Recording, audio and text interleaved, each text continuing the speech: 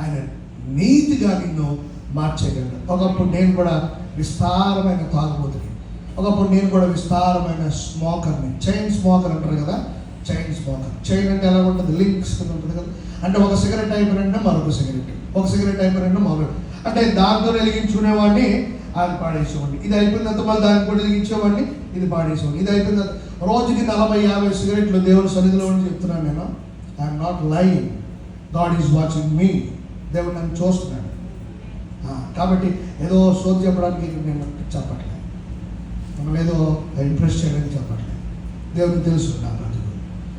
విస్తారంగా పాపంలో తిరిగినటువంటి వాడిని, బేభత్సంగా స్మోక్ చేసేవాడిని, ఇంటి బయట మొదలెట్టేవాడిని, మళ్ళీ ఇంటి ముందే దాన్ని ఆర్పేవాడిని, విస్తారంగా తాగేవాడిని, డ్యూటీ చేసుకునేవాడిని. మంచి ఎయిర్పోర్ట్లో జాబ్ చేశాను నేను. 2012 వరకు ఎయిర్పోర్ట్లో జాబ్ చేశాను. విస్తారమైన పాపంలో ఉండేవాడిని. దేవుడు నన్ను దర్శించాడు ఒక్కరోజే. ఆయన సన్నిధిలో కూర్చున్నాను. దైవజనుడు మాట్లాడుతున్నాడు, ఇప్పుడే స్మోక్ చేసి వచ్చాడు కూర్చున్నావు, ఇప్పుడే తాగేసి వచ్చాడు కూర్చున్నావు నువ్వు అని ఇలా మాట్లాడాడు. అప్పుడు దాకా నేను కరపత్రికలు పంచిపెట్టాను సువార్తలో అందరికీ. నేను కూడా భక్తుల్లాగా, అంటే క్రైస్తవుని కాబట్టి, దైవజనుడి యొక్క కుమారుని కాబట్టి మందిరంలో ఇలాగే మీకులాగే నేను కూడా పనిచేసేవాడిని.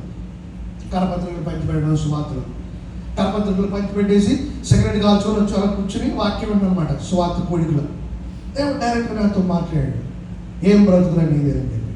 వెంటనే ప్రభు దగ్గర ఒప్పుకోవడం మోకరించాను. ప్రభు నేను పాపిని, పరమ దుర్మార్గుని అని చెప్పి ఒప్పుకున్నాను. ఆయన వెలుగులో నా పాపపు జీవితం కనబడిపోయింది స్పష్టంగా. నేరుగా ప్రభు నాతో మాట్లాడినట్టు, ఇప్పుడే సిగరెట్ కాల్చి వచ్చి కూర్చున్నావు ఇక్కడ, ఇప్పుడు దాకా ప్రభు పని చేసావు, ఇప్పుడు సిగరెట్ కాల్చి కూర్చున్నావు అన్నాడు. తెలుసుకున్నాను అటు ఇటు చూసి, అయ్యి బాబాయ్ చూసాడంట ఆయన పాస్టర్ గారు. లేదు, ఆయన చూడలేదు. ఎందుకని ఆయన ఎక్కడ చూస్తాడు, ఆయన ఎక్కడో మీటింగ్లో ఉన్నాడు, నేను ఎక్కడో బయట మోహనాలు వచ్చాను అలా చూస్తాడు. కానీ 360 డిగ్రీస్ కెమెరా ఒకటి ఉంది మనకి. 360 డిగ్రీస్ కెమెరా తెలుసా మీకు? ఇలా ఉంటుంది అన్నమాట కెమెరా, ఇలా ఉంటుంది. చుట్టూ మొత్తం అంతా తెలిసిపోతుంది, పైన కింద చుట్టూ అంతా క్యాప్చర్ చేస్తుంది. మన దేవుడు అటువంటి వాడు. 360 డిగ్రీ కెమెరా ఆయన కన్నులు. ఏ మూలనున్నా సరే నేను చక్కగా స్పష్టంగా. కాబట్టి నన్ను చూశాడు నా ప్రభు, నా పాపాలు కనపడ్డాయి, ఒప్పింపజేశాడు. ప్రభు దగ్గర ఒప్పుకున్న నా జీవితం మార్చుకున్నాను.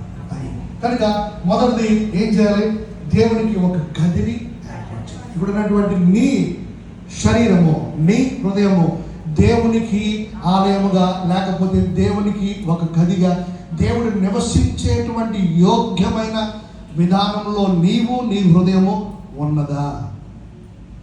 ఇది చెప్పడానికి టైం అయిపోయింది. కాబట్టి మరి నేను ఏం చెప్పను, ఇంకా చాలా ఉన్నాయి కదా. తర్వాత రెండోది కూడా ఒకసారి చూద్దాం త్వరగా. మంచం దేనికి సాదృశ్యం అండి? మంచం దేనికి ఉపయోగిస్తాం మనం? విశ్రాంతి. సో దేవుడు, నేను పై చెప్పేస్తున్నాను, వచనాలు ఏం తీర్చున్నాను. మంచము విశ్రాంతికి సాదృశ్యం. దేవుడు మన హృదయంలోకి వచ్చిన తర్వాత ఆయనకి ఎలా ఉండాలి? మన జీవితం ద్వారా ఆయన నెమ్మది కలగాలి.